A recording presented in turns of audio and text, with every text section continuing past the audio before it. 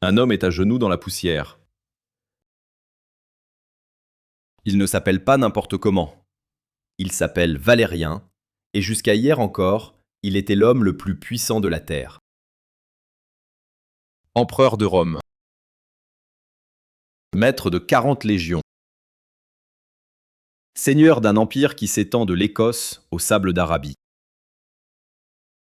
Et là, dans la chaleur suffocante de la Mésopotamie, en l'an 260 après Jésus-Christ, un roi perse s'approche de lui, pose le pied sur son dos courbé et monte à cheval. Pas une fois. Pendant des années. Jusqu'à la mort de cet homme qui fut un dieu vivant et fini comme marchepied de chair et d'os. Ce moment, Rome n'a jamais vraiment pu l'effacer. Elle a essayé. Dieu sait qu'elle a essayé. Les historiens romains ont minimisé, contourné, réinterprété. Mais la pierre ne ment pas. Taillé dans la roche de Naksh-Eurostam, en Perse, le bas-relief est encore là aujourd'hui. Shapur Ier, roi des rois, tenant le poignet de Valérien comme on tient un trophée. C'est la plus grande humiliation de toute l'histoire romaine, gravée pour l'éternité par la main de l'ennemi. Et pourtant, demandez à n'importe qui dans la rue le nom de cet empire qui a mis Rome à genoux pendant 4 siècles, la plupart ne sauront pas répondre. Il y a un empire que l'histoire occidentale a décidé, consciemment ou non, de maintenir dans l'ombre. Un empire qui a duré 425 ans, qui a repoussé Rome à l'est, dominé la route de la soie au centre, et forgé une civilisation d'une sophistication stupéfiante, pendant que l'Europe plongeait dans ce qu'elle appellerait plus tard ses âges sombres. Un empire qui a inventé des systèmes administratifs que les califes abbassides ont copiés mot pour mot, qui a produit des mathématiciens, des médecins, des architectes, dont les travaux irriguent encore notre monde aujourd'hui. Cet empire s'appelait la Perse sassanide, et son histoire est l'une des plus extraordinaires et des plus mal connues de toute l'Antiquité. Ils ne sont pas sortis de nulle part. Ils sont nés d'une colère. La colère d'un peuple qui regardait la dynastie parthe, corrompue, décadente, incapable, dilapider un héritage millénaire pendant que Rome grignotait les frontières à l'ouest. C'est un fils de gardien de temple, un homme que personne ne regardait, qui a mis le feu à tout ça. Ardashir Ier n'avait pas d'armée, n'avait pas de trésor, n'avait pas de légitimité dynastique reconnue. Il avait quelque chose de plus dangereux, la conviction absolue que l'ordre du monde devait changer, et la brutalité froide de quelqu'un qui n'a rien à perdre. En moins de 10 ans, il a renversé un empire. En vain, il en avait bâti un nouveau sur ses cendres. Ce que vous êtes sur le point d'entendre n'est pas l'histoire d'une guerre entre deux empires. C'est l'histoire d'une collision entre deux visions du monde, deux façons d'être humain, deux façons d'exercer le pouvoir, deux civilisations qui se sont regardées dans les yeux pendant 4 siècles sans jamais scier. C'est l'histoire d'empereurs romains qui ont terminé en esclaves, de rois perses qui ont marché sur Jérusalem et volé la vraie croix, de batailles qui ont changé la carte du monde, et d'un effondrement si soudain, si total, qu'il ressemble encore aujourd'hui à quelque chose d'impossible. L'Empire sassanide a vécu dans l'ombre de l'histoire. Il est temps que cette ombre prenne la lumière qu'elle mérite. Il y a une image que Rome a tout fait pour effacer. Une image gravée dans la roche, à ciel ouvert, dans les montagnes du Fars, en Perse. On y voit un homme à cheval, la posture droite, le regard souverain, la main tendue. Il tient le poignet d'un autre homme, un homme en toge, à genoux dans la poussière. Et derrière eux, Un troisième personnage se prosterne jusqu'au sol, les bras en avant, le front contre la terre. Ce bas-relief taillé à Nakhchérostam n'est pas une métaphore. Ce n'est pas une allégorie artistique. C'est un compte-rendu. Et l'homme à genoux, celui dont le poignet est saisi comme un trophée, s'appelait Valérien. Il était l'empereur de Rome. Pour comprendre à quel point ce moment est monstrueux, il faut comprendre ce que représentait un empereur romain à cette époque. Ce n'était pas simplement un chef d'État, c'était une divinité vivante. Un être à part, investi d'une légitimité cosmique, protégé par les dieux, entouré de légions aguerries, servi par une bureaucratie qui s'étendait de l'Écosse aux rives de l'Euphrate. L'empereur romain ne tombait pas. L'empereur romain ne se rendait pas. L'empereur romain ne finissait certainement pas à genoux dans la boue d'une plaine mésopotamienne, le bras tordu par un roi étranger. Et pourtant, en l'an 260 après Jésus-Christ, près d'une ville appelée Édesse, c'est exactement ce qui s'est passé. La bataille d'Édesse n'est pas dans les manuels scolaires. Elle devrait l'être. Valérien avait amené avec lui une armée considérable. Certaines sources parlent de 60 à 70 000 hommes pour affronter les forces de Chapour Ier, roi des rois de l'Empire sassanide. L'armée romaine était épuisée par des semaines de campagne, décimée par la peste, mal ravitaillée. L'armée perse, elle, était sur son terrain, mobile, disciplinée, et commandée par un homme qui avait déjà vaincu 2 empereurs romains avant celui-là. 2. Chapour n'en était pas à son premier coup d'essai.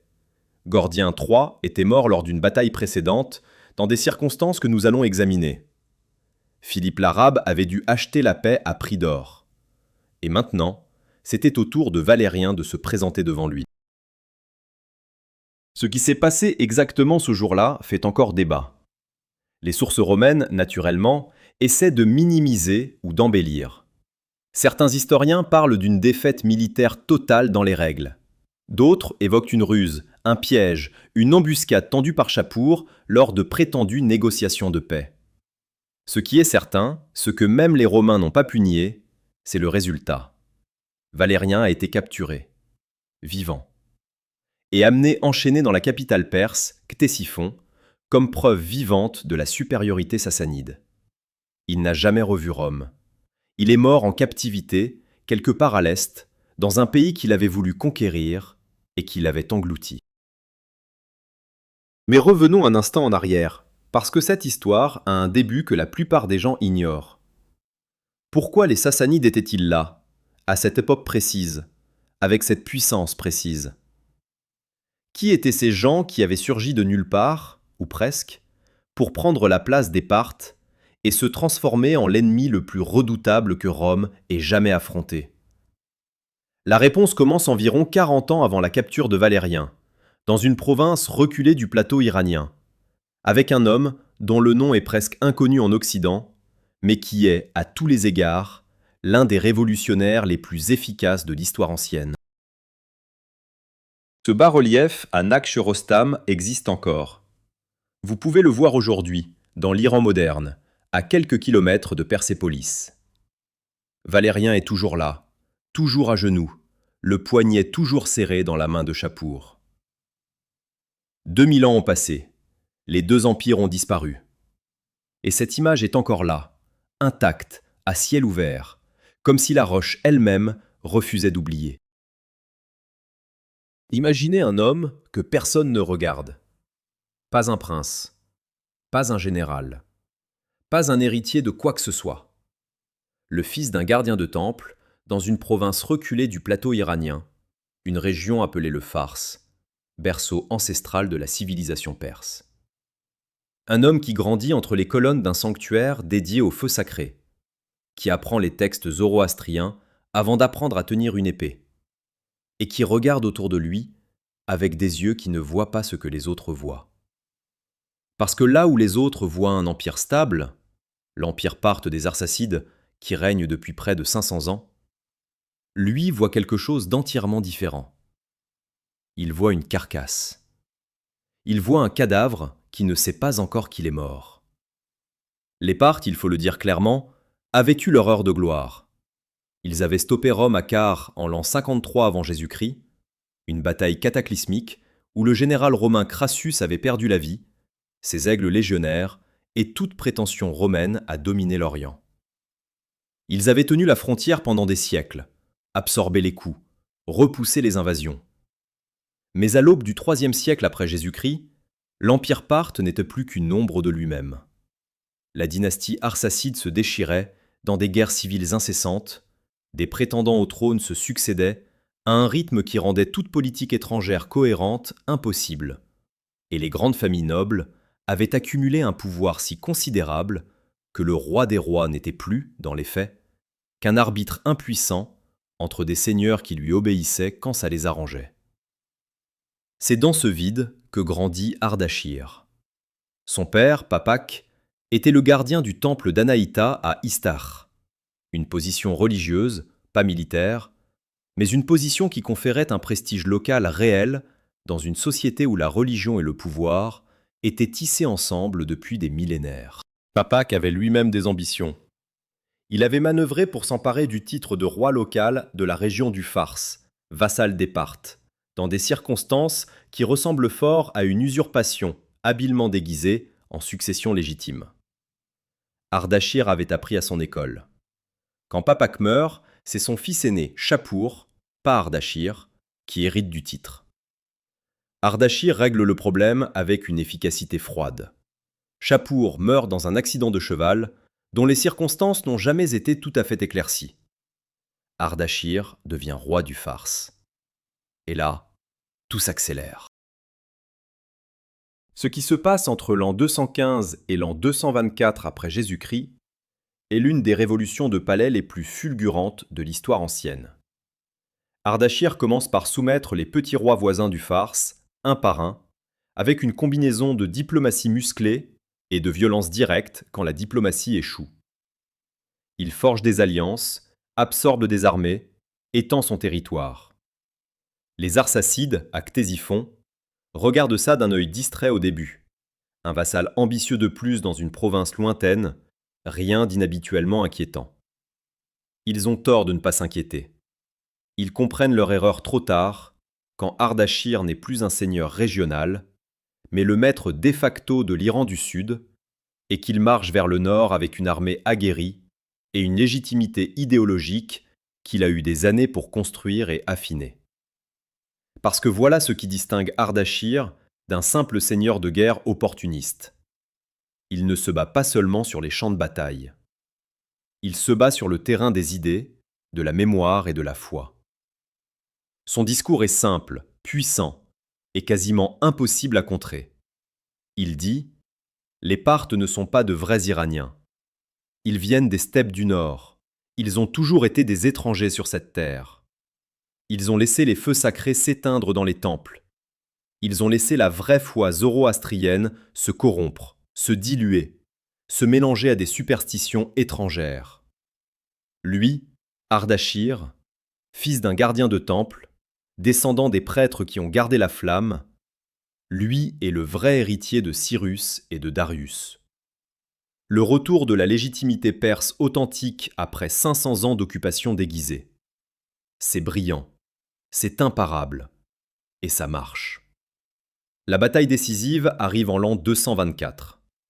Le roi arsacide Artaban IV, dernier grand représentant d'une dynastie épuisée, rassemble ses forces et marche contre cet insolent du Sud qui refuse de rester à sa place. Ils se rencontrent dans la plaine d'Ormozgan. Ce qui s'y passe exactement, les sources ne s'accordent pas sur les détails. Ce sur quoi tout le monde s'accorde, c'est le résultat. Artaban IV meurt au combat. La mort d'Artaban, c'est la mort des Parthes. Pas métaphoriquement, littéralement. Quand un roi des rois tombe sur le champ de bataille, quand il n'y a pas de successeur capable de rassembler les grandes familles, quand l'adversaire vainqueur est déjà en train de consolider son pouvoir sur la moitié de l'Empire, c'est terminé. 500 ans de règne arsacide s'effondrent en une seule journée. Ardashir Ier entre à Ctésiphon. Il se fait couronner roi des rois. Il adopte les titres achéménides, ressort une iconographie royale qui n'avait pas été utilisée depuis Alexandre et envoie immédiatement des ambassades dans toutes les directions pour signifier à qui veut l'entendre qu'il y a un nouvel ordre dans le monde. Mais, et c'est là que la chose devient vraiment intéressante, il ne détruit pas tout ce que les Parthes avaient construit. Il est trop intelligent pour ça.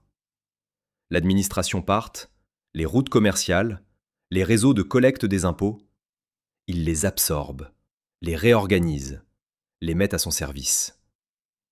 Il fait exactement ce que font les révolutionnaires efficaces depuis toujours.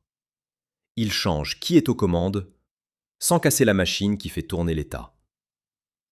Il y a un détail dans cette histoire que les historiens mentionnent parfois trop vite et qui mérite qu'on s'y arrête. Ardashir, avant même de consolider son pouvoir militaire, a nommé un grand prêtre zoroastrien, Tantsar, comme conseiller principal et architecte idéologique de son nouveau régime. Tantsar passe les premières années du Nouvel Empire à faire quelque chose d'extraordinaire. Il rassemble, trie, hiérarchise et codifie les textes sacrés zoroastriens qui avaient été dispersés, fragmentés, corrompus pendant des siècles. Il crée une orthodoxie religieuse officielle de l'État sassanide. Ardashir comprend, avec une acuité remarquable, que le feu sacré n'est pas seulement un symbole religieux. C'est l'infrastructure idéologique de son pouvoir. Et il la soigne comme il soigne ses armées. Rome reçoit la nouvelle de l'avènement sassanide avec une légèreté qu'elle regrettera longtemps. Un changement de dynastie en Orient, des barbares qui se battent entre eux pour une couronne lointaine, rien là qui devrait inquiéter le Sénat. Ils n'ont pas compris ce qu'ils regardaient. Ils n'ont pas compris qu'Ardashir n'était pas un nouveau roi parthe avec un nom différent. Ils n'ont pas compris qu'il avait créé quelque chose de structurellement différent, d'idéologiquement cohérent, de militairement réformé. Un État qui avait tiré les leçons des 500 ans de faiblesse parthe et qui se préparait, méthodiquement, à reprendre tout ce que les Achéménides avaient un jour possédé, y compris les terres que Rome appelait les siennes. Ce malentendu fondamental allait coûter à Rome des dizaines d'années de guerre, des milliers de légionnaires, plusieurs empereurs, et finalement, l'humiliation la plus totale de son histoire. Mais ça, Rome ne le sait pas encore. Pour l'instant, elle regarde ailleurs. Elle a toujours regardé ailleurs, jusqu'au moment où il était trop tard. Rome avait une théorie de la guerre. Une théorie précise, éprouvée, affinée sur 5 siècles de conquête. La légion romaine était une machine à broyer, disciplinée, modulaire, capable de s'adapter à presque n'importe quel terrain, entraînée à maintenir sa cohésion sous une pression que la plupart des armées du monde antique ne pouvaient tout simplement pas supporter. Quand Rome rencontrait un ennemi, elle appliquait sa méthode. Elle écrasait. Elle avançait. Elle construisait des routes derrière elle pour ne jamais perdre le lien avec ses bases. Cette méthode avait fonctionné contre les Gaulois, contre les Germains, contre les Macédoniens, contre Carthage. Elle avait dans une certaine mesure fonctionné contre les Parthes. Et puis elle a rencontré les Sassanides. Et là, quelque chose s'est cassé. Le problème fondamental que Rome n'a jamais vraiment résolu, c'est celui-ci. Les Sassanides ne se battaient pas comme les Parthes. Les Parthes étaient des cavaliers de steppe, brillants dans la guérilla, dans le harcèlement, dans la retraite feinte suivie d'une pluie de flèches, la fameuse flèche parthe tirée en fuyant, qui a décimé l'armée de Crassus. Mais les Parthes évitaient le choc frontal. Ils n'assiégeaient pas les grandes villes. Ils ne tenaient pas un terrain sous pression prolongée. Les Sassanides, eux, avaient pris ce que les Parthes faisaient bien et l'avaient combiné avec quelque chose de radicalement différent. La capacité de frapper comme un marteau, pas seulement comme un essaim. Ils avaient construit une armée capable à la fois de la mobilité orientale et de la puissance de choc occidentale. Et Rome ne savait pas comment répondre à ça. La pièce maîtresse de la machine de guerre sassanide, c'est le cataphractaire. Imaginez ça. Un homme et son cheval, couverts de la tête aux pieds de lamelles métalliques articulées, d'écailles de bronze ou d'acier, de côtes de mailles superposées. L'ensemble pèse une quantité absurde. Le cheval lui-même est bardé de protections. Poitrail, flanc, chanfrein. L'ensemble forme une unité de combat qui, lancée au galop contre une ligne d'infanterie, ressemble moins à un soldat qu'à un véhicule blindé.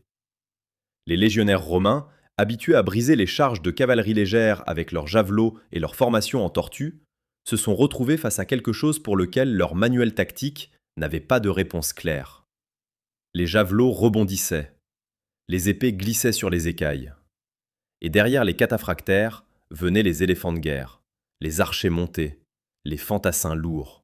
Une armée qui attaquait sur plusieurs registres simultanément.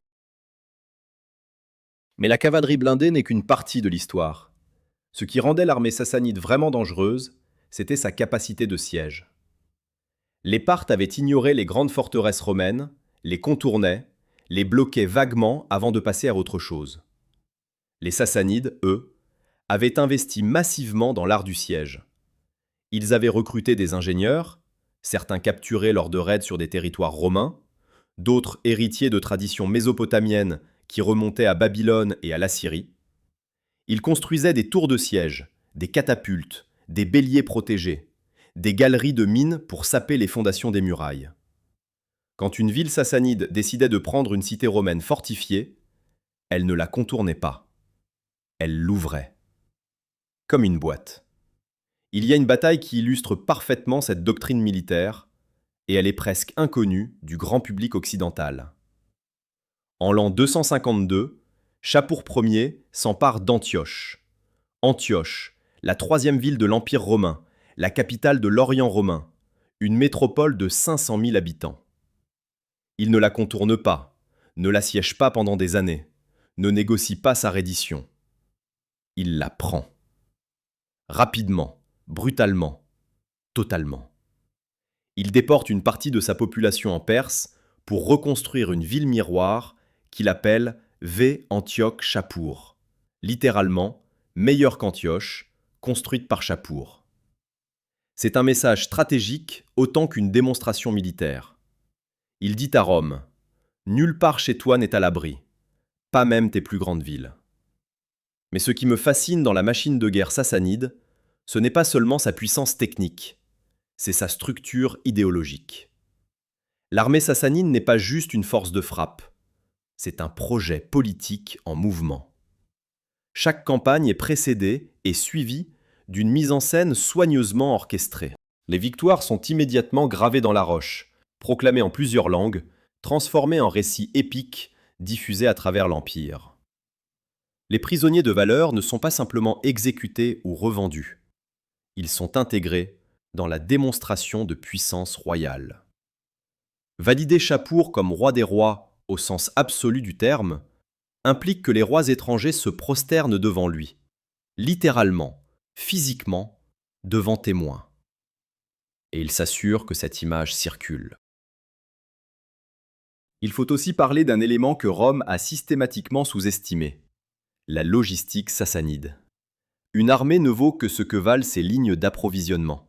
Et les Sassanides avaient hérité d'un réseau de routes, de canaux et d'entrepôts qui était l'un des plus développés du monde antique. La Mésopotamie, avec ses deux grands fleuves, le Tigre et l'Euphrate, était un réseau logistique naturel d'une efficacité remarquable. Les armées sassanides pouvaient se déplacer vite, se ravitailler sur place, maintenir des opérations prolongées sans s'effondrer faute de nourriture ou d'équipement. Les armées romaines, elles, opéraient en territoire ennemi, au bout de lignes d'approvisionnement qui s'étiraient sur des milliers de kilomètres, vulnérables aux raids, à la chaleur, aux maladies. C'est une asymétrie fondamentale que les généraux romains ont mis des générations à vraiment intégrer. Et puis il y a la question de l'intelligence militaire. Les Sassanides avaient un réseau d'espions et d'informateurs extraordinairement développé. Ils connaissaient les faiblesses internes de Rome, ses guerres civiles, ses empereurs fragilisés, ses légions déplacées d'une frontière à l'autre pour éteindre des incendies politiques. Ils savaient attendre le bon moment. Shapur ne lançait pas ses grandes offensives n'importe quand. Il les lançait quand Rome était déjà à genoux pour d'autres raisons. Quand un prétendant venait de renverser un autre. Quand la peste avait décimé une province. Quand les légions du Danube étaient trop occupées par les Goths pour renforcer celles de l'Euphrate. Cette patience stratégique, cette capacité à lire le moment exact où frapper, est peut-être la chose la plus redoutable dans l'arsenal sassanide. Rome a fini par adapter certaines de ses tactiques. Elle a développé sa propre cavalerie lourde, intégré des unités de cataphractaires dans ses armées, modifié certaines formations d'infanterie pour mieux résister aux charges blindées. Mais elle n'a jamais vraiment résolu le problème de fond. Parce que le problème de fond n'était pas tactique. Il était géographique, logistique et idéologique. Rome se battait à l'extrémité de ses capacités, loin de ses bases, dans un environnement hostile, contre un adversaire qui était chez lui, qui se battait pour quelque chose qu'il ressentait comme une mission sacrée, et qui avait eu des siècles pour transformer cette frontière en terrain d'élimination. La machine de guerre sassanide n'était pas invincible. Rome a gagné des batailles, parfois brillamment. Mais elle était parfaitement adaptée à un seul objectif, tenir Rome à distance. Et pendant 400 ans, c'est exactement ce qu'elle a fait. Il y a des hommes qui naissent au bon moment. Et puis il y a des hommes qui fabriquent leur propre moment, qui tordent le cours de l'histoire avec leurs mains, qui obligent le monde à se réorganiser autour d'eux. Shapur Ier appartient à cette deuxième catégorie. Fils d'Ardachir, héritier de la révolution sassanide, il monte sur le trône vers l'an 240 après Jésus-Christ avec une question simple en tête. Jusqu'où peut aller cet empire que son père a arraché au néant ? La réponse qu'il va passer 40 ans à formuler va changer la géographie du monde antique et laisser Rome traumatisée pour des générations. Commençons par un chiffre qui devrait arrêter net n'importe qui. Shapur Ier a combattu 3 empereurs romains différents au cours de sa carrière. 3. Dans un empire où l'empereur était censé être le représentant des dieux sur terre, le chef suprême des légions les plus aguerries du monde connu, l'incarnation de la puissance romaine dans toute sa gloire, Shapur en a affronté 3 et en a dominé les 3. Gordien III meurt lors de la bataille de Mysique en l'an 244, dans des circonstances que les Romains attribuent à une mort accidentelle ou à une trahison interne, et que Shapur, lui, revendique comme sa victoire directe dans ses inscriptions. Philippe l'Arabe, son successeur, achète la paix avec une somme colossale, 500 000 deniers d'or selon certaines sources, et repart chez lui. Et puis il y a Valérien. Valérien qui ne repart pas. Mais pour comprendre Shapur, il faut aller au-delà du guerrier. Parce que Shapur Ier n'est pas seulement un général de génie. C'est un bâtisseur, un organisateur, un souverain qui pense en siècles et pas seulement en campagne militaire. Dès les premières années de son règne, il s'attaque à la consolidation interne de l'Empire avec la même énergie qu'il mettra ensuite à détruire des armées romaines. Il réforme l'administration provinciale, standardise la collecte des impôts, étend le réseau de routes qui relie les grandes villes de l'Empire. Il construit des villes nouvelles. Plusieurs portent son nom, dont Bishapur, une cité planifiée avec une précision architecturale remarquable, dont les ruines existent encore en Iran. Un homme qui construit des villes pendant qu'il fait la guerre, c'est un homme qui pense à l'après. C'est un homme qui gagne. La campagne contre Valérien est le sommet militaire de son règne, mais elle n'est pas un accident de chance. Elle est l'aboutissement d'une stratégie patiente. Shapur a passé des années à cartographier les faiblesses de Rome. Ses guerres civiles chroniques, la crise du IIIe siècle, qui voit défiler des empereurs comme d'autres changent de tunique, les légions épuisées, la peste qui ravage les provinces orientales. Quand Valérien arrive en Orient avec son armée déjà affaiblie, Shapur sait exactement ce qu'il a en face de lui. Il ne se précipite pas. Il manœuvre. Il coupe les lignes de ravitaillement. Il harcèle. Il attend que la fatigue et la maladie fassent leur travail. Et quand le moment est parfait, il ferme le piège. La bataille ou la ruse qui mène à la capture, les sources divergent sur le mécanisme exact, est l'acte final d'une campagne qui avait commencé bien avant le premier choc militaire. ce qui se passe après la capture de Valérien révèle quelque chose d'essentiel sur la personnalité de Chapour. Il aurait pu l'exécuter. L'exécution d'un empereur romain vaincu aurait été un acte puissant, définitif, brutal. Chapour choisit autre chose. Il garde Valérien vivant. Il le promène dans les cérémonies officielles. Il l'utilise comme support de marche pour monter à cheval, selon la tradition des bas-reliefs. Il en fait un instrument de propagande permanente, une preuve vivante et respirante que le roi des rois sassanides est supérieur au Dieu vivant romain. C'est une humiliation calculée, administrée au compte-gouttes, infiniment plus dévastatrice psychologiquement qu'une simple mise à mort. Chapour comprenait quelque chose que beaucoup de conquérants n'ont jamais saisi. La terreur que l'on entretient dure plus longtemps que la terreur que l'on inflige une seule fois. Il y a un autre aspect de Chapour Ier que l'histoire occidentale mentionne rarement, et qui me semble pourtant fondamental pour comprendre l'homme, sa relation avec les religions et les philosophies de son temps. Nous sommes au IIIe siècle, une période d'effervescence intellectuelle et spirituelle extraordinaire. Le christianisme se répand dans tout l'Empire romain, le manichéisme vient d'émerger en Perse même, le néoplatonisme bouillonne à Alexandrie. Chapour, contrairement à ce qu'on pourrait attendre d'un roi zoroastrien défenseur de la foi officielle, manifeste une curiosité remarquable envers ses courants.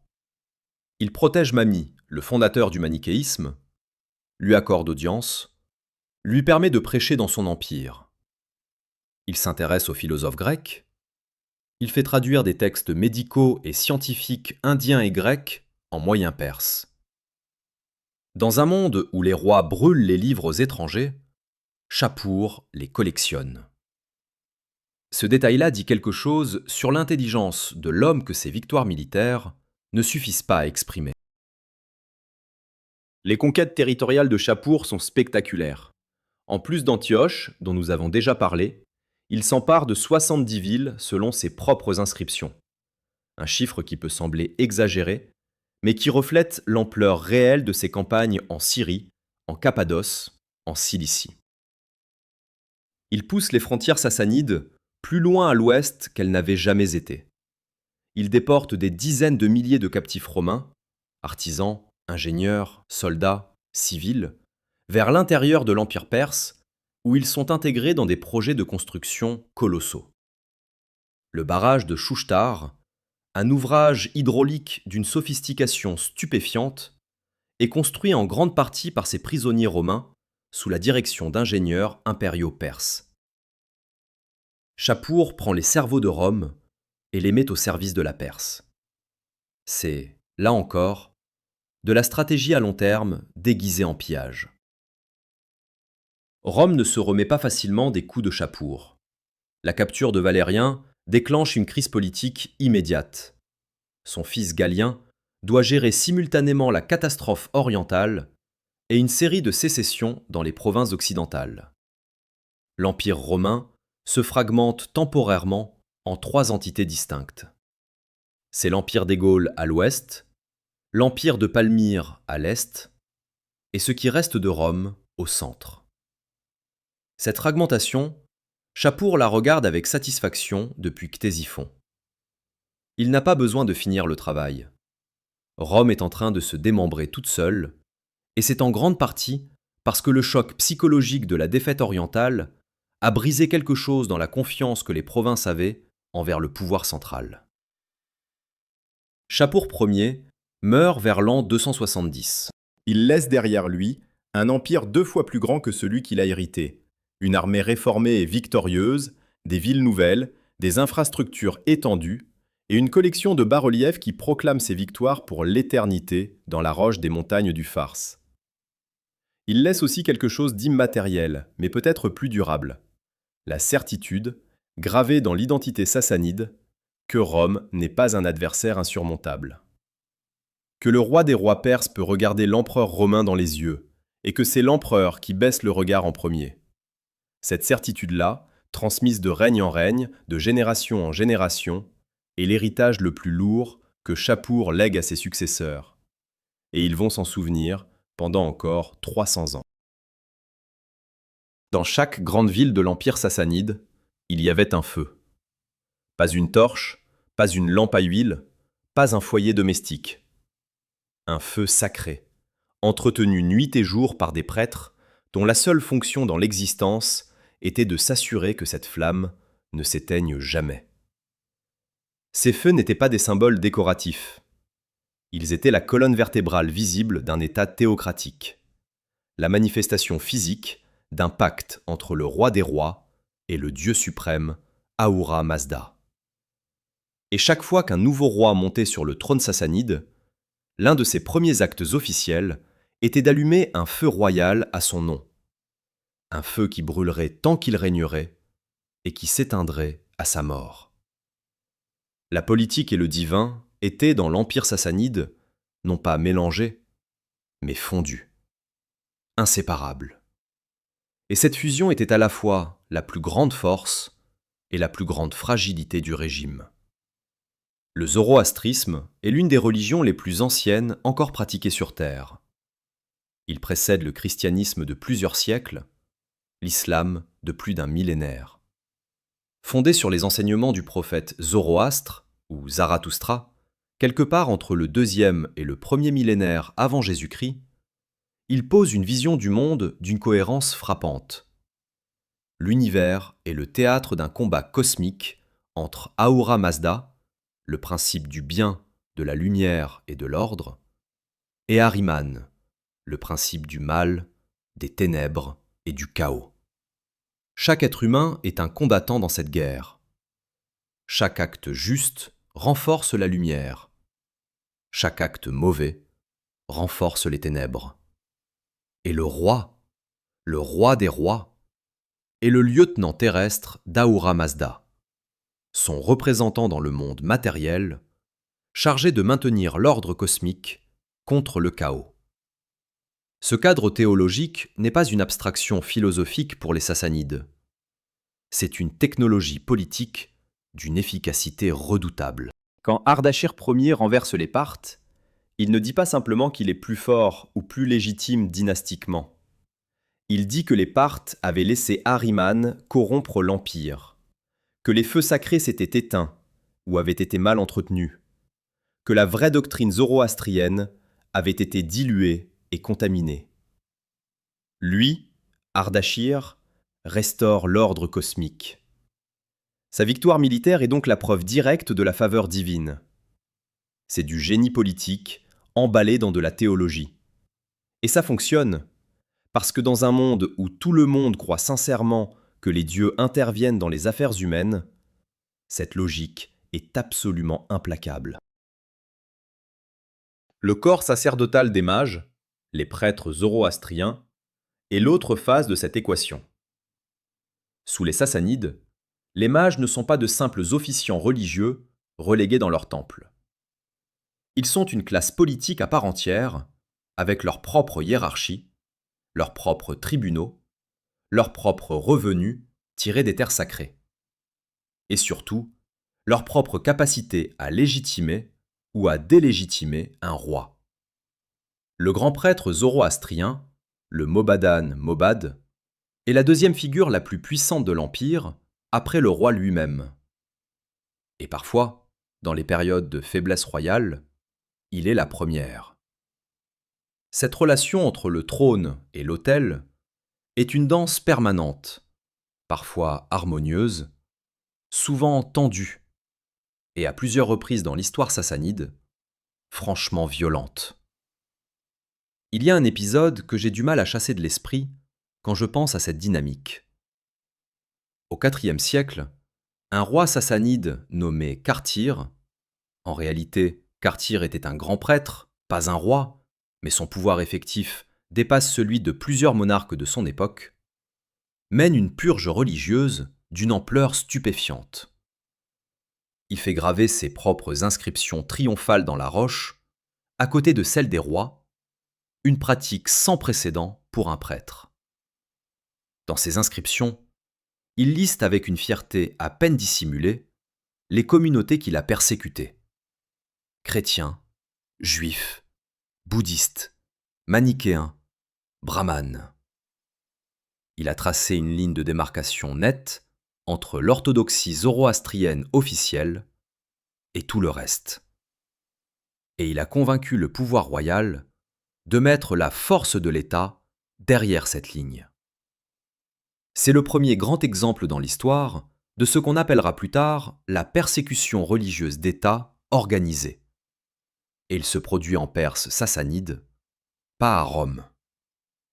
Mais la relation entre les Sassanides et les autres religions n'est pas une ligne droite vers l'intolérance. Elle zigzague, elle se contredit, elle dépend énormément de la personnalité du roi régnant et de l'influence relative du clergé zoroastrien à un moment donné. Shapur Ier, nous l'avons vu, protège Mani et s'intéresse aux philosophies étrangères.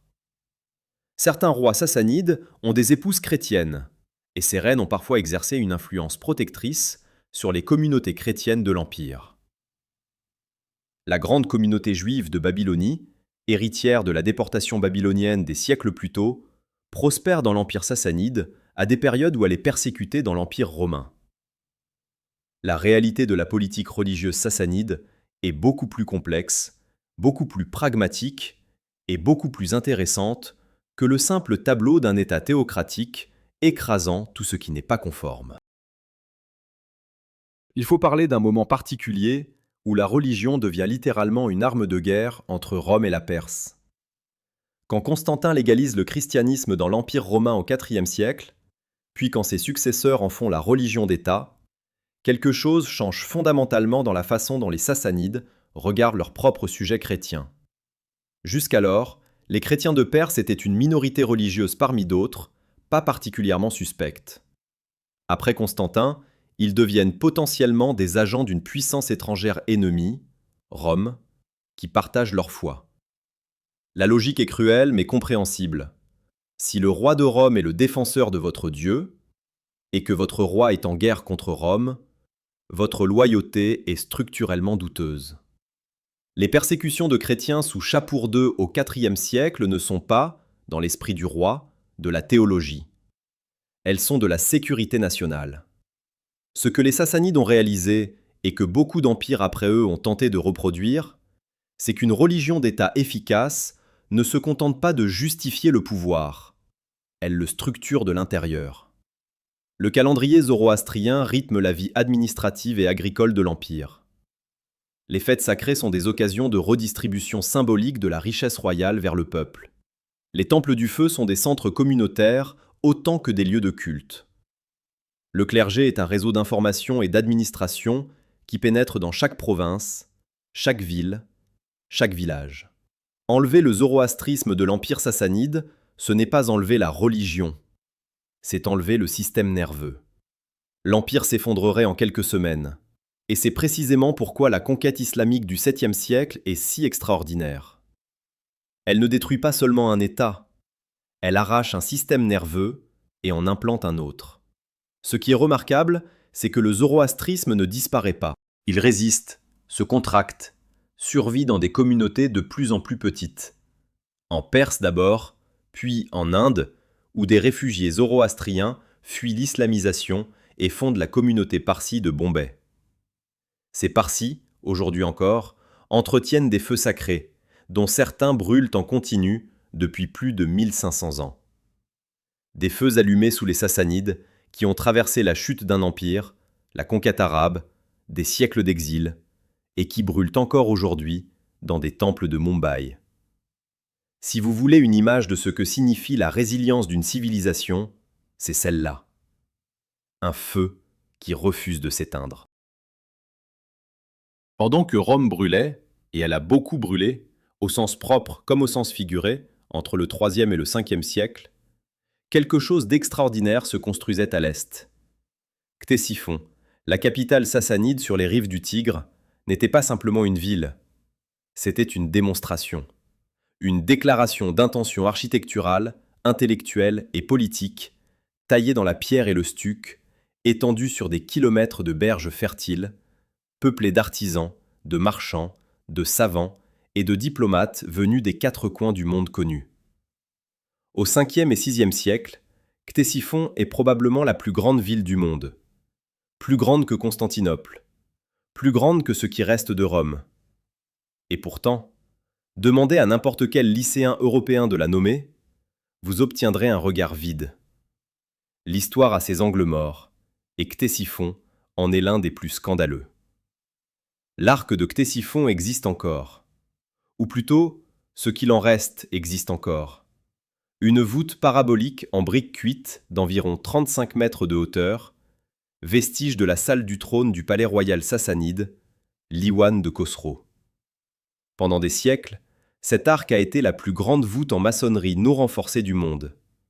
Les ingénieurs qui l'ont construit avaient résolu des problèmes structuraux que les bâtisseurs romains, avec toutes leurs ressources et tout leur génie, n'avaient pas encore abordés. Cette voûte n'est pas une curiosité archéologique. C'est la preuve physique, encore debout dans la plaine mésopotamienne, qu'il existait une civilisation ici d'une sophistication technique remarquable. Une civilisation que l'histoire occidentale a traitée comme un adversaire militaire de Rome plutôt que comme ce qu'elle était réellement, une puissance culturelle à part entière. Parlons de ce que les Sassanides ont fait avec la connaissance, parce que c'est là que la chose devient vraiment fascinante. Au 5e siècle, un événement se produit qui va avoir des conséquences immenses pour l'histoire intellectuelle de l'humanité. L'empereur romain d'Orient Zénon, puis Justinien après lui, ferme les grandes écoles philosophiques de l'Empire, notamment l'Académie d'Athènes, fondée par Platon, active depuis 900 ans. Les philosophes néoplatoniciens, chassés de l'Empire chrétien qui n'a plus de patience pour leurs spéculations païennes, cherchent refuge.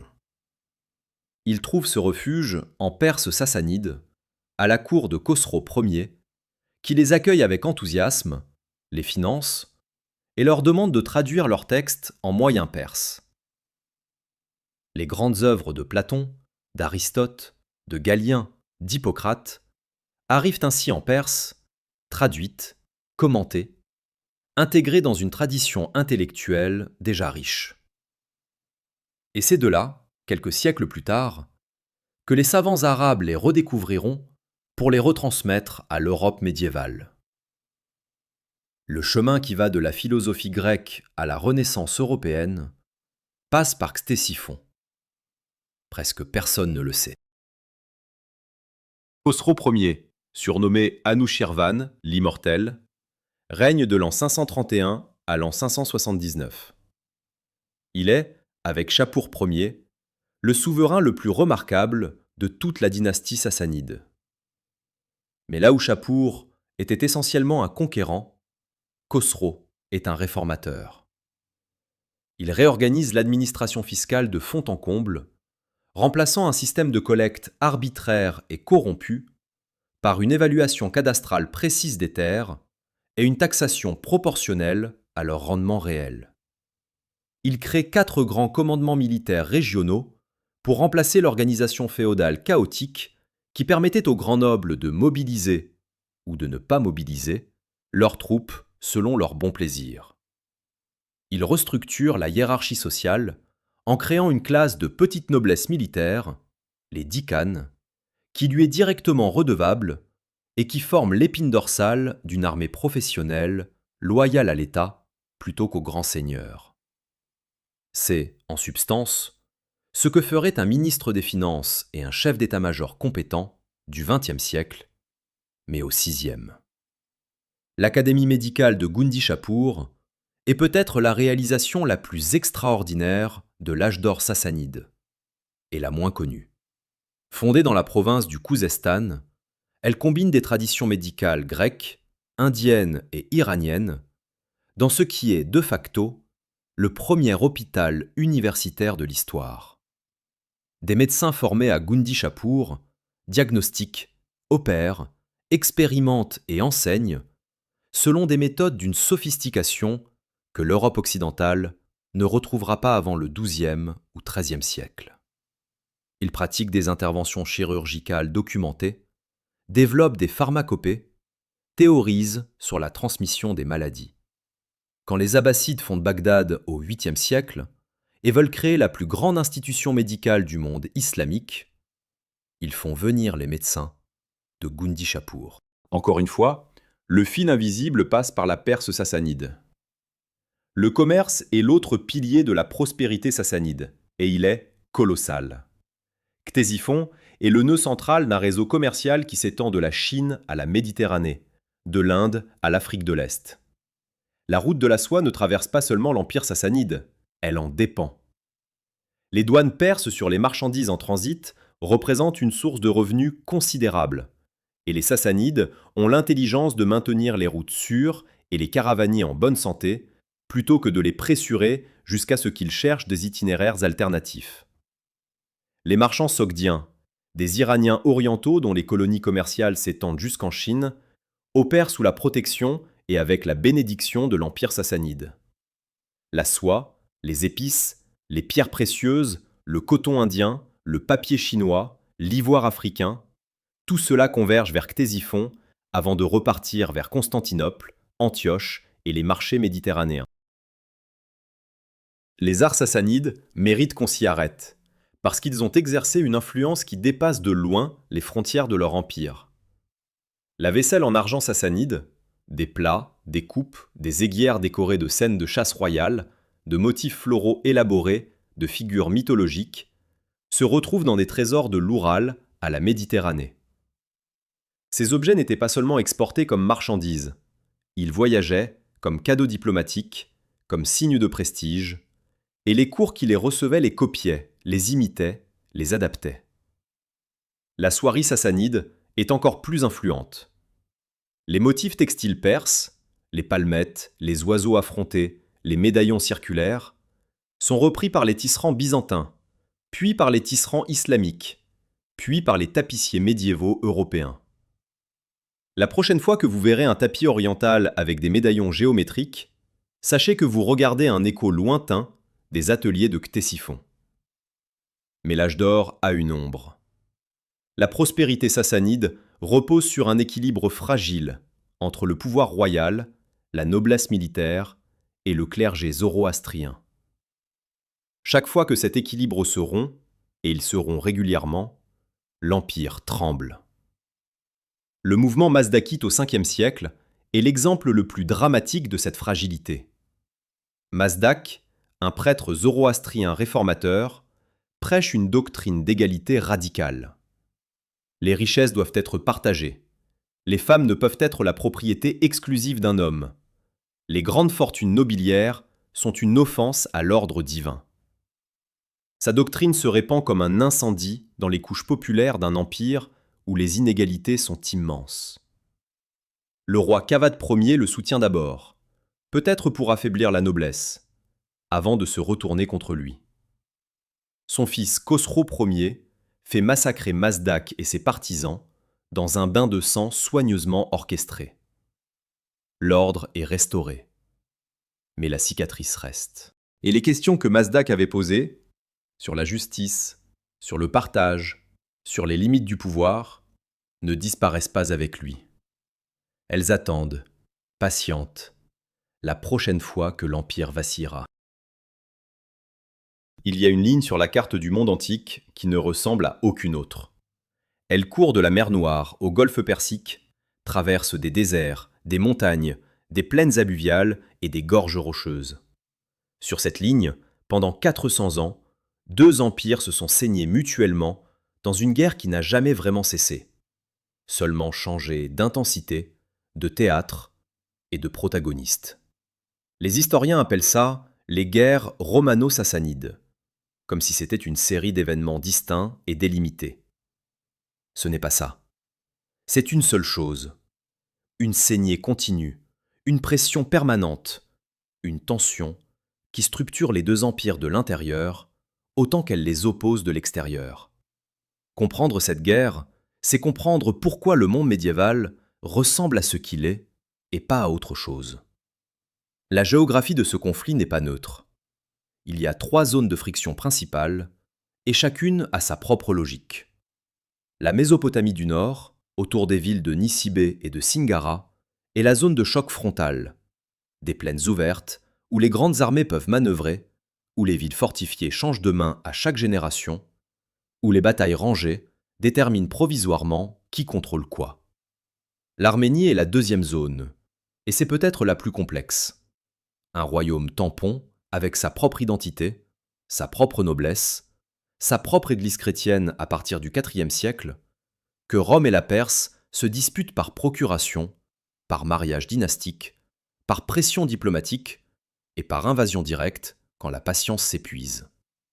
Et puis il y a le désert syro-arabique, troisième zone, où des royaumes arabes clients, les Ghassanides pour Rome, les Lakhmides pour la Perse, se font la guerre par délégation, razzia contre razzia, caravane pillée contre caravane pillée.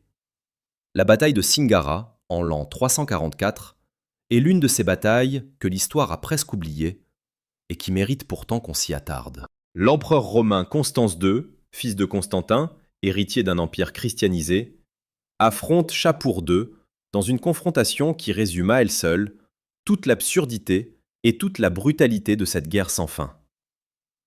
Les Romains commencent bien, percent les lignes perses, s'emparent du camp ennemi, se laissent aller au pillage.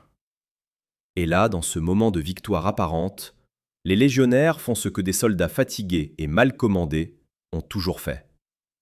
Ils ignorent les ordres, ils pillent, ils s'éparpillent. Shapur regroupe ses forces dans l'obscurité et contre-attaque à la nuit tombée. Ce qui était une victoire romaine devient une déroute. Des milliers de morts pour rien. La frontière reste exactement là où elle était. Cette scène se répète sous différentes formes des dizaines de fois en 4 siècles. Rome gagne une bataille, avance, surextend ses lignes et recule. La Perse gagne une bataille, avance, prend des villes et finit par négocier un traité. Le territoire change de main. Les traités sont signés avec solennité et rompus avec pragmatisme. Les empereurs meurent sur le champ de bataille. Julien l'Apostat, le dernier grand empereur païen de Rome, est tué lors d'une retraite catastrophique de Mésopotamie en l'an 363, dans des circonstances jamais totalement élucidées, peut-être par une lance perse, peut-être par la main d'un de ses propres soldats chrétiens qui n'appréciait pas sa politique religieuse. La guerre dévore tout le monde sans discrimination. Mais il y a des moments de bascule réels, des moments où quelque chose change structurellement. Le traité de l'an 363, signé après la mort de Julien par son successeur Jovien dans des conditions d'humiliation totale, est l'un de ces moments. Rome cède Nicibée, une forteresse clé qu'elle tenait depuis 60 ans, et 15 autres forteresses à la Perse, en échange d'une retraite sans être massacrée. C'est le traité le plus défavorable que Rome ait jamais signé avec la Perse, et il marque un glissement du rapport de force que les deux empires vont mettre des décennies à rééquilibrer. Les habitants de Nicibée, des Romains qui vivaient là depuis des générations, sont expulsés. Ils partent à pied, avec ce qu'ils peuvent porter. La ville devient perse du jour au lendemain, par signature de traité. C'est propre, c'est brutal, et c'est révélateur de la façon dont ces deux empires traitent leur population frontalière comme des pions. Le VIe siècle voit une escalade qui préfigure la catastrophe finale.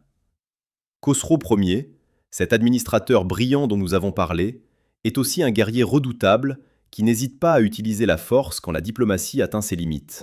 En l'an 540, il lance une offensive surprise qui prend tout le monde de court. Il marche sur Antioche, la plus grande ville d'Orient après Constantinople, et il la saccage. Pas par nécessité militaire, par démonstration. Il veut montrer à l'empereur byzantin Justinien, qui est en train de reconquérir l'Afrique du Nord et l'Italie à l'ouest, que pendant qu'il regarde ailleurs, la Perse peut frapper au cœur de son empire. Justinien, qui voulait restaurer l'empire romain d'Occident, se retrouve à payer des tributs à Ctésiphon pour acheter la paix à l'Est. L'ironie est amère. La guerre des religions s'intensifie au fil des siècles et ajoute une couche de complexité supplémentaire à ce conflit déjà multidimensionnel. Après que le christianisme devient la religion officielle de Rome, les chrétiens de Perse, la communauté nestorienne notamment, hérétique aux yeux de Constantinople, mais florissante en territoire sassanide, se retrouvent dans une position paradoxale. Ils sont tolérés, parfois protégés, par un État officiellement zoroastrien, précisément parce que leur hérésie les coupe de Rome et les rend politiquement inoffensifs. Pendant ce temps, Les Juifs de Babylonie prospèrent sous protection sassanide et rédigent le Talmud de Babylone, l'un des textes fondateurs du judaïsme rabbinique. La Perse sassanide abrite ainsi, simultanément, des zoroastriens orthodoxes, des chrétiens nestoriens, des juifs babyloniens, des manichéens et des bouddhistes de passage sur la route de la soie. Comparez ça à la politique religieuse de l'Empire byzantin de la même époque, avec ses conciles, ses anathèmes et ses persécutions d'hérétiques, c'est voir deux visions du monde radicalement différentes. Et puis il y a ce détail que je n'arrive pas à laisser de côté, parce qu'il dit quelque chose de profond sur la cherté de cette guerre. Malgré 4 siècles de conflits presque ininterrompus, malgré les batailles, les massacres, les destructions de villes et les déportations de populations, les deux empires ne cessent jamais de commercer. Les marchands traversent la frontière en guerre avec leurs caravanes. Les diplomates s'échangent des cadeaux de luxe pendant que leurs armées s'entretuent à 200 km de là. Les savants voyagent de Ctésiphon à Constantinople et retour. Il existe une porosité culturelle permanente entre ces deux empires ennemis qui ressemble à quelque chose de très moderne, à ces guerres froides du XXe siècle où des adversaires idéologiques farouches continuaient à s'échanger des musiciens, des athlètes et des journalistes pendant que leurs missiles se visaient mutuellement. La haine et l'admiration coexistent. L'influence circule dans les deux sens.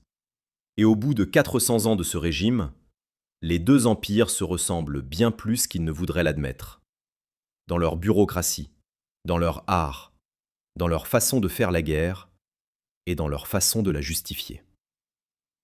La frontière en feu a produit, par frottement constant, une civilisation hybride que ni Rome ni la Perse ne reconnaîtraient comme la leur, mais qui appartient aux deux.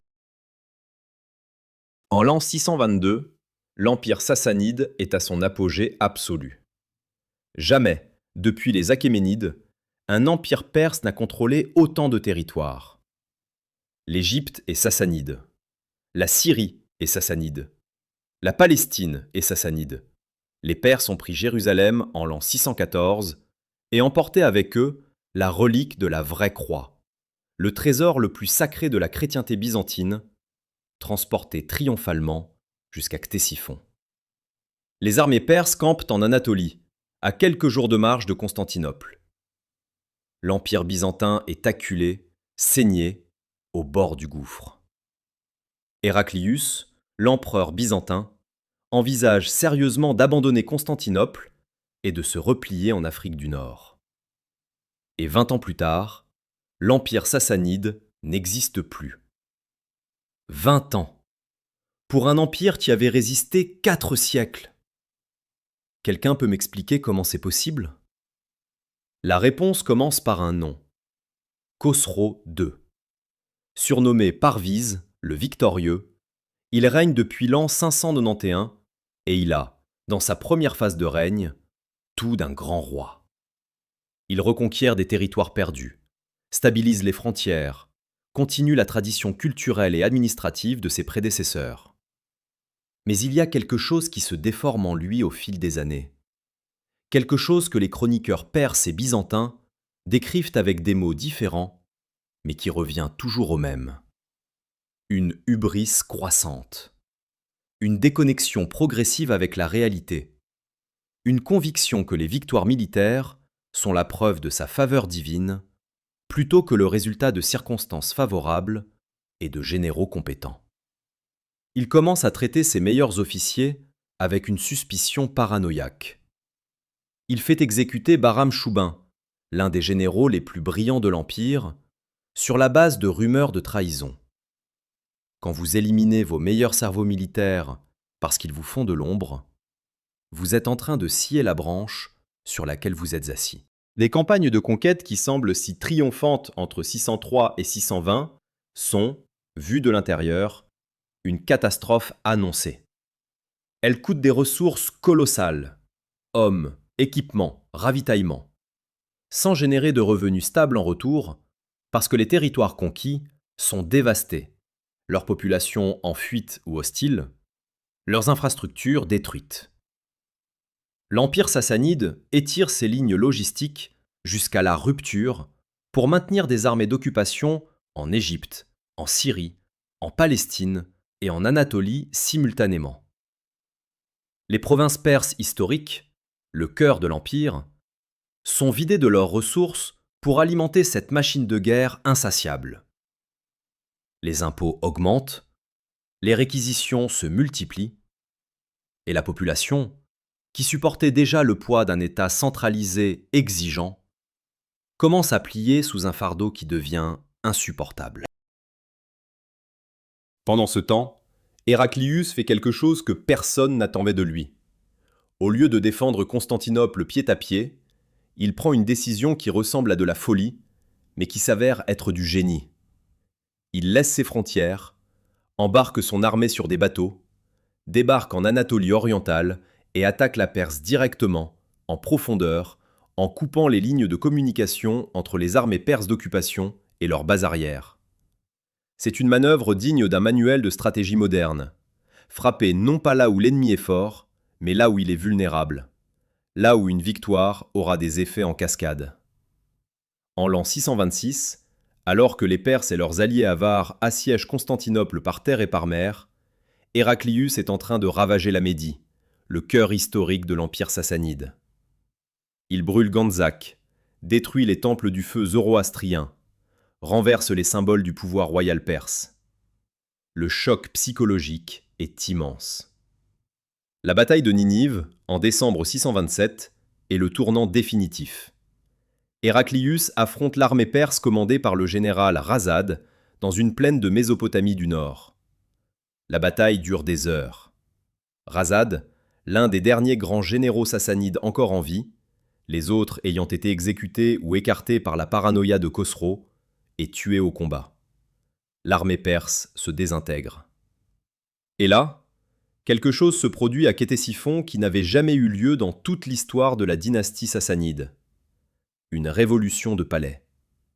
Les nobles perses, les généraux survivants, les membres de la famille royale, regardent la débâcle militaire, regardent un roi qui a dilapidé la substance de l'Empire pour des conquêtes que l'Empire n'était pas capable de tenir, et ils décident que c'est assez.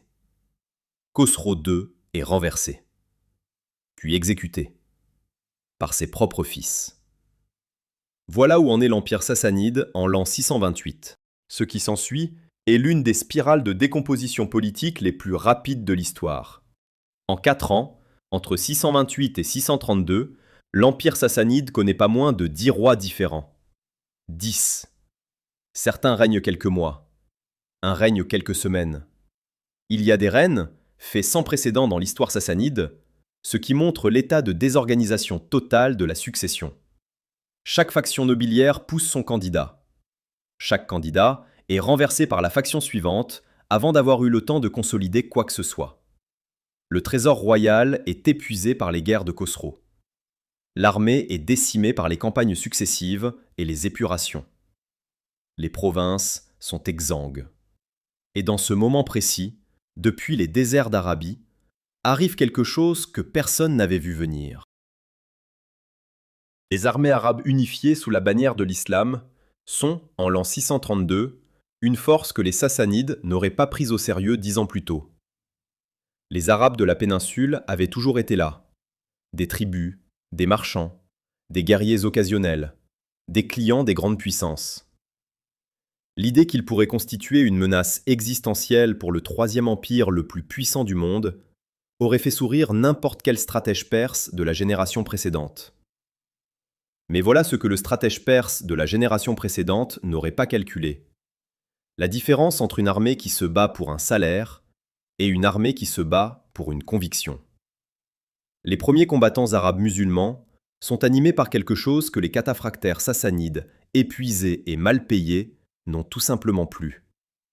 La certitude absolue que ce qu'ils font est juste, nécessaire et cosmiquement garanti de réussir. Cette asymétrie de motivation, dans un contexte où l'une des deux armées est déjà à genoux, est fatale. La bataille de Qadisiyah, vers l'an 636, est le moment où l'issue devient irréversible. L'armée sassanide, commandée par le général Rostam Farrokhzad, affronte les forces arabes dans une plaine de Mésopotamie. Rostam est compétent. Son armée a encore des éléphants de guerre, de la cavalerie lourde, de l'infanterie disciplinée. Sur le papier, elle devrait gagner. Mais les combats durent 4 jours. 4 jours, ce qui est extraordinairement long pour une bataille antique. Et au 4e jour, Rostam est tué et son armée se débande. Ctésiphon tombe peu après, presque sans résistance. Le dernier roi sassanide, Yazdéguerre de Troie, fuit vers l'est, cherchant refuge de province en province, rejeté par des seigneurs locaux qui calculent froidement leurs chances de survie. En l'an 651, il est assassiné par un meunier dans un moulin de Merv, aux confins orientaux de ce qui fut son empire. Seul, sans armée, sans trésor, sans couronne. Comment expliquer cet effondrement? La réponse honnête, c'est que l'empire sassanide ne s'est pas effondré sous les coups des armées arabes. Il s'est effondré parce qu'il était déjà en train de s'effondrer. La guerre interminable contre Byzance avait vidé les caisses, décimé les élites militaires, épuisé les populations frontalières et brisé le pacte de confiance entre le roi des rois et les nobles qui étaient censés lui être loyaux. Les armées arabes n'ont pas brisé un empire solide. Elles ont poussé une structure déjà gangrénée de l'intérieur, et elles ont regardé avec stupéfaction et un peu d'effroi la vitesse à laquelle elle s'est écroulée. Même les vainqueurs ne s'attendaient pas à gagner aussi vite. Parfois, les empires ne tombent pas. Ils s'effondrent simplement, comme un bâtiment dont les fondations ont pourri en silence pendant des années et dont personne ne remarque l'état réel jusqu'au jour où la façade s'écroule d'un coup. Il y a une expérience de pensée que j'aime faire quand je parle des Sassanides. Imaginez que vous effacez complètement leur existence de l'histoire. Pas seulement l'Empire, tout ce qu'ils ont produit, tout ce qu'ils ont transmis, tout ce qu'ils ont influencé. Faites-le mentalement et regardez ce qui disparaît. La médecine médiévale islamique s'effondre, parce qu'elle repose sur les traductions et les synthèses produites à Gundishapur. La philosophie arabe perd ses fondations grecques, parce que ce sont les érudits sassanides qui ont sauvé et transmis Aristote et Platon. L'administration des premiers califats s'évapore, parce qu'elle a été copiée quasi mot pour mot sur le modèle bureaucratique perse. Les motifs textiles de la soierie médiévale européenne disparaissent. Le jeu d'échecs n'existe plus sous sa forme actuelle. Et quelque part en Iran, des feux sacrés allumés il y a 15 siècles s'éteignent définitivement dans des temples vides. Ce que vous venez d'effacer n'est pas une curiosité historique. C'est une colonne portante du monde que vous habitez. Commençons par le fil le plus direct et le plus stupéfiant. Quand les califes abbassides fondent Bagdad en l'an 762 et décident d'en faire la capitale intellectuelle du monde islamique, leur premier réflexe est de recruter. Ils recrutent des médecins, des astronomes, des mathématiciens, des philosophes. Et ces spécialistes viennent en grande majorité de familles qui étaient déjà des spécialistes sous les Sassanides. Des familles de la région de Gundishapur, héritières des traditions médicales et scientifiques de l'Empire disparu. La maison de la sagesse de Bagdad, ce centre de traduction et de recherche qui va produire une révolution intellectuelle dont l'Europe bénéficiera des siècles plus tard, est dans une large mesure la continuation institutionnelle de ce que les Sassanides avaient commencé. Changer le nom sur la porte ne change pas ce qui se passe à l'intérieur.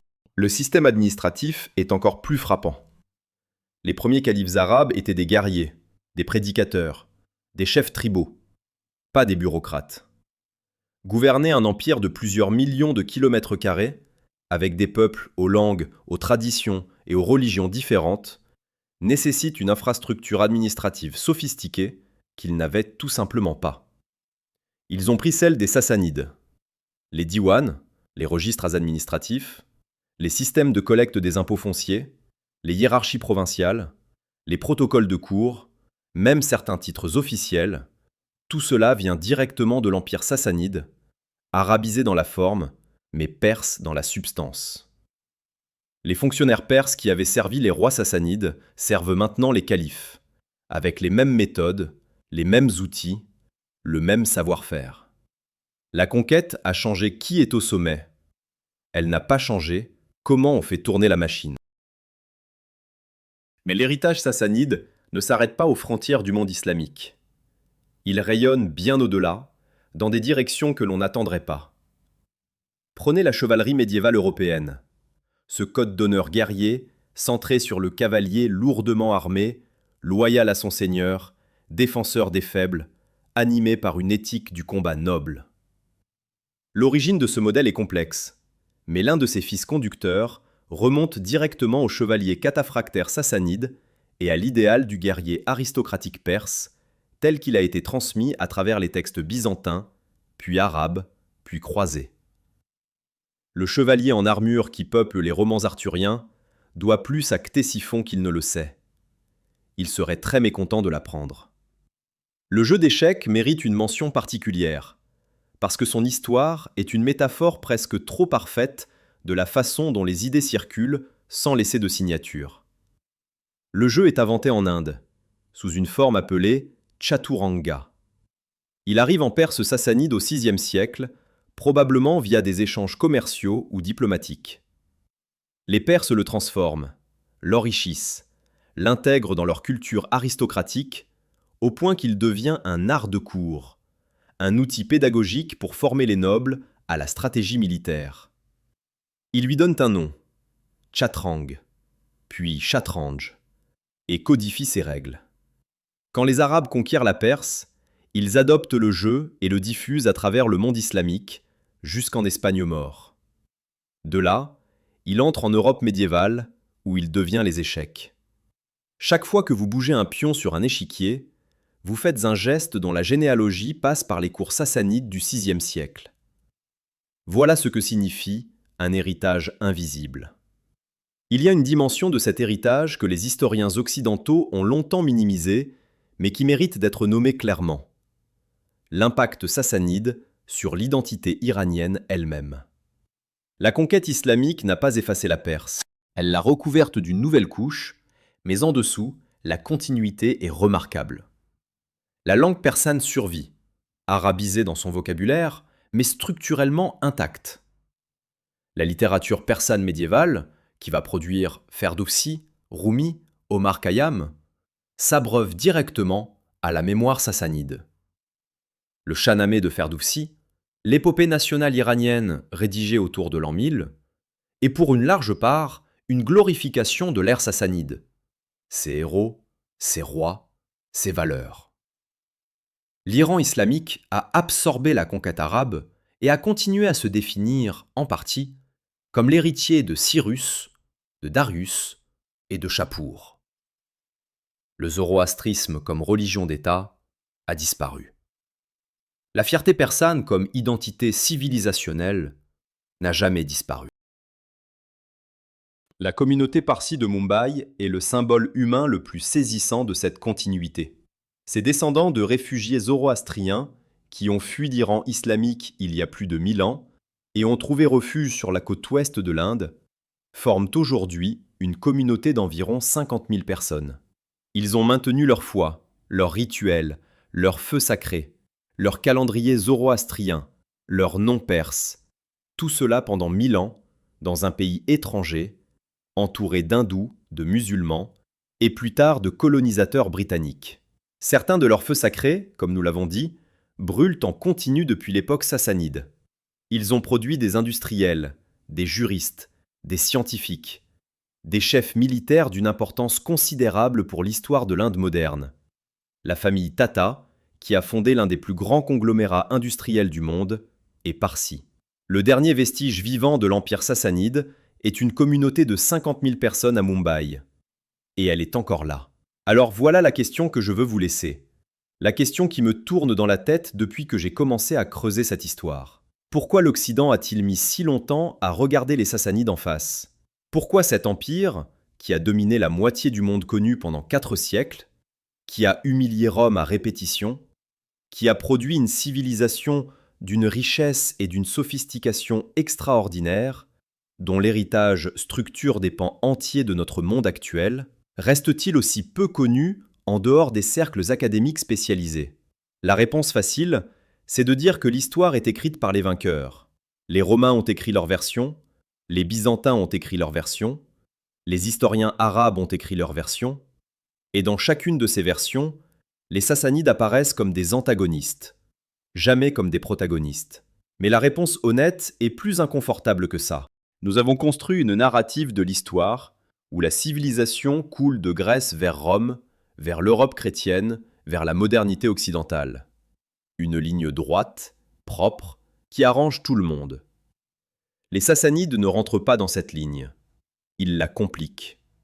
Ils rappellent qu'il y avait une autre civilisation, tout aussi sophistiquée, tout aussi complexe, tout aussi digne d'admiration et de critique, qui prospérait en parallèle.